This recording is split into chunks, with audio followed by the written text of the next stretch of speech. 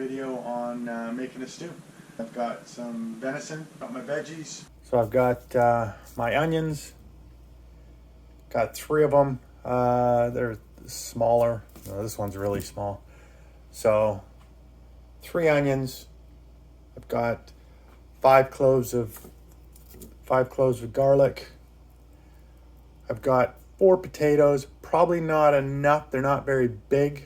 This one's especially small, but that'll do. 3 carrots, and then normally 3 pieces of celery. I'm near the end of the stock, so I'm gonna use up what's left here.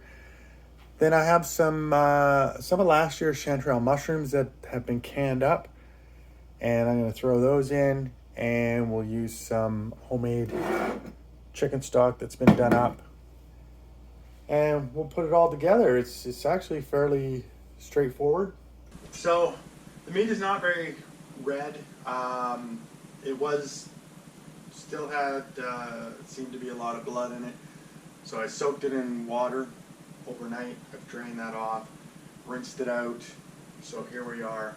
So that should be all out of the meat by now. So about that, it might be small 1-inch cubes.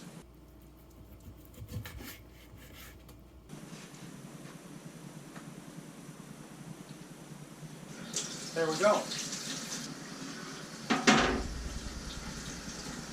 I like to clean as I go,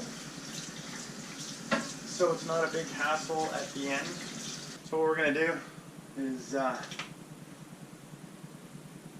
turn this on, get it ready to go. My Dutch oven. It's 4 quart. Got it at Princess Auto, $50, totally worth it.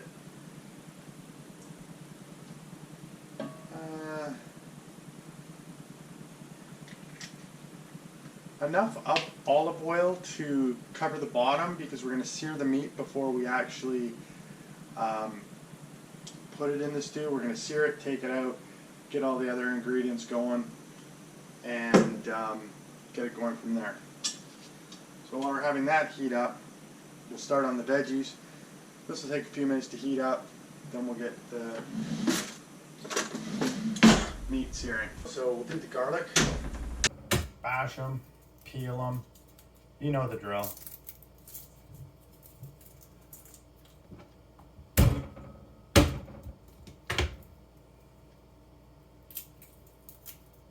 There, now we're going to do our onions.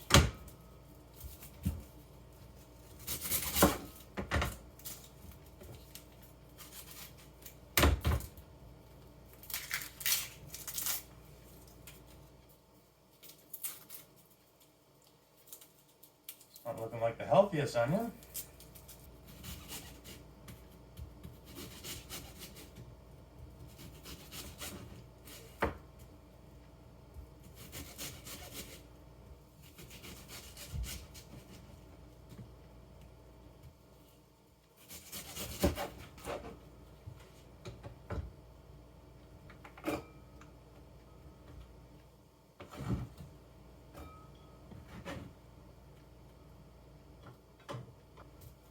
Oh, that's a potent onion.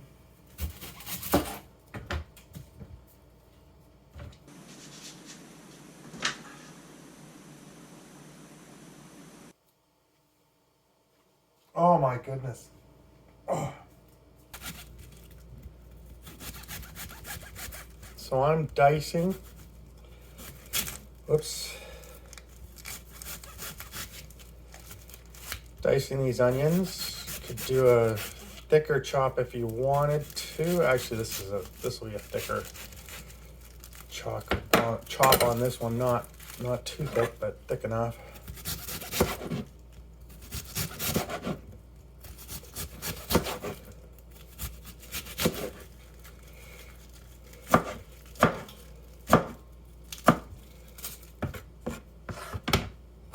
And apparently, if you do it that way, you're not supposed to get so emotional. But something's made me really sad. Oh, Okay, we've warmed up. We're starting to smoke. I just place these in.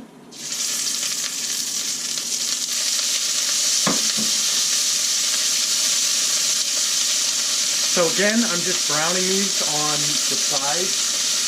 It's flattering because, of course, I had rinsed off the meat, had it soaking in water, so it's got all that water that is reacting with the oil and the heat, causing all the bubbles. So a splatter guard is good. Hopefully you can hear this. So we're just going to brown the meat on the two sides. So one side here, flip it over, do the other side. I'll check this in another minute. I'm going to do some chopping over here. So I'm getting this done in order of how I'm going to use them.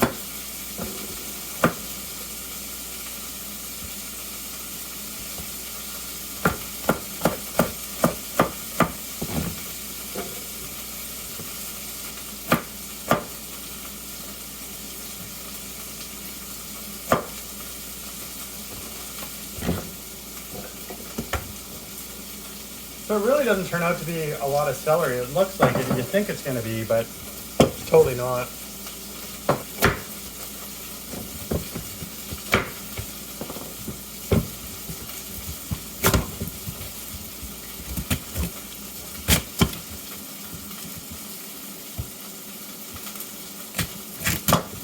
Oh, I don't know what these carrots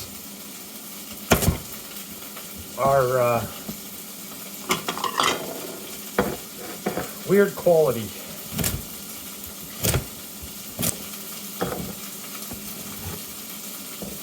So everything gets chopped up. It's a stew we're making. So big chunks are, you can make them as big or small as you want. Those are good for me. So let's check our meat. It's just starting to brown now. So I'm going to turn them. And there we go. If this were roast beef, I might brown it even a deeper brown. But because this is venison, I don't want to dry it out. I don't want to ruin the meat. So the last thing is our potatoes.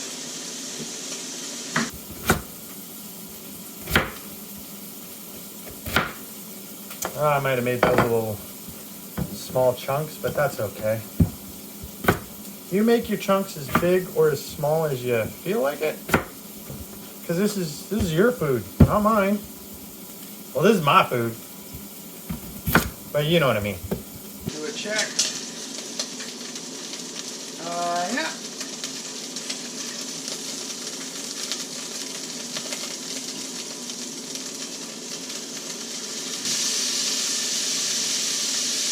Alright, so last thing to do is our garlic.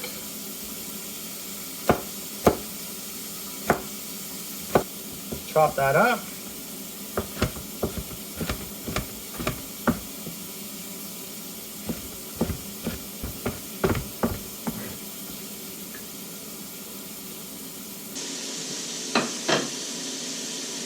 We're done with the major food prep. So what I want to do now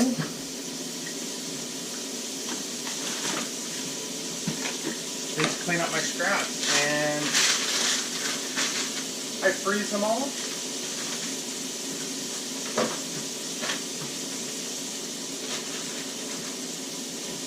Because this eventually is going to become this. Once we get bones, which I do have those in the freezer as well, I collect those, we can make our own stocks. I mean, that's quite a bit of veg that you'd be throwing out for no reason. So I think we're at the end here. Yeah. We'll get the last of our meat out of here. I don't know, I said this before, this is not a huge amount of meat. Probably don't need a huge amount of meat anyway. Us carnivores like it. I'm going to deglaze the bottom here. 1/4 cup of water. And just quickly run the spoon, wooden spoon, over every inch here. even that amount of water seemed a bit much. We'll just throw our onions in here with this, I think. Actually, I'll let that boil off for a few minutes, for a minute, while I clean. All right, now our onions. Yeah, just pour those all in there.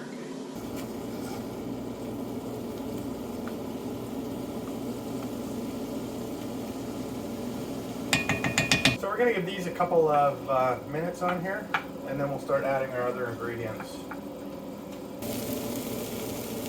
Celery. In you go. We're gonna give that a couple of minutes. To sweat down a little bit. Got our garlic.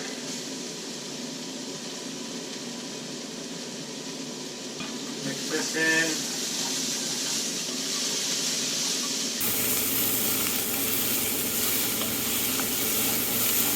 Now make sure when you have the garlic in here, we don't want it to burn. So we're just heating it up, maybe browning if we're lucky. But you'll smell those aromas. People are gonna wanna come in here and eat. Now we go in with the chicken stock. I'll rinse this out. I'll use a little bit of the water from the rinse out to go into the stew here. Put our mushrooms in. That was half a pint jar, so 250 milliliters of mushrooms, including the juice that came with it. So now the spices. If you want to make a stew, bay leaves. 1, 2, 3 and a half. I like there to be oregano, about a tablespoon. Parsley, 2 tablespoons. Tablespoon of pepper, and maybe half a tablespoon.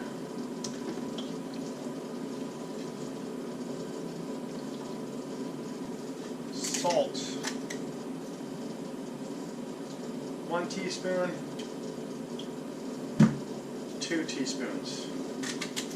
And then to give it a little bit of kick, 1/4 tablespoon to half a tablespoon of crushed chilies. So we're getting close to a boil. Now I'm going to add the carrots.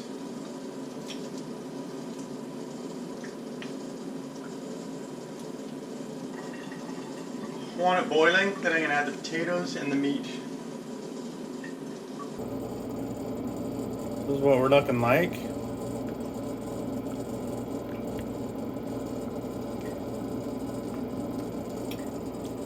You can add a can of tomato paste. For this one I'm not going to do it. It does give it a tomatoey flavor for sure. Not something that I want in this particular stew. This one specifically. I just want to enjoy the natural flavors of everything else that's in there. I feel that sometimes the tomato paste can just overpower it a little bit what we're going for.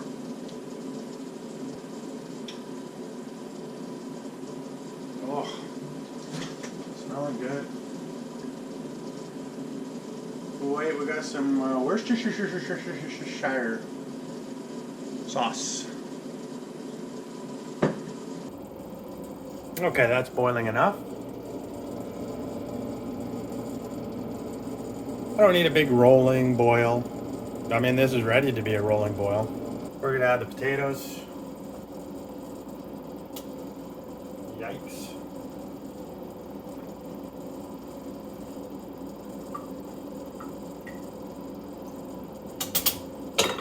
Let it come back up to its boil again. A little bit of this.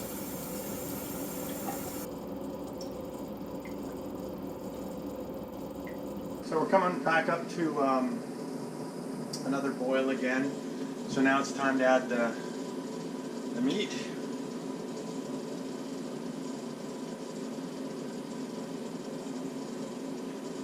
We'll stir it in.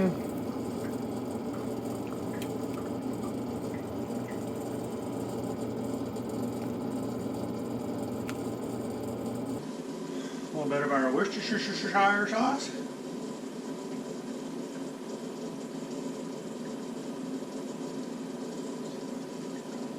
I think you're supposed to put about 6, I put 10 to 12. And you can put that just before you're gonna serve it, normally. I put it in a bit early, that's fine. So what I'm gonna do is cover, turn down the temperature, let it go for about an hour or so, and then the stew should be ready.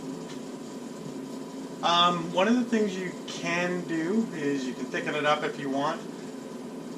You can use cornstarch or flour. Both will work. Add those in till it gets to the right thickness that you're looking for. I probably won't thicken this up. I'll probably leave it as it is. Boil it down a little bit, and that'll do. So it'll be more a soupy type stew, which is fine. Gonna taste the same, just a little bit of a texture difference. So there we go. I'll shut this off. We'll come back when it's ready to portion. Here's the stew, all done. So like I said, mine's gonna be a little soup-like.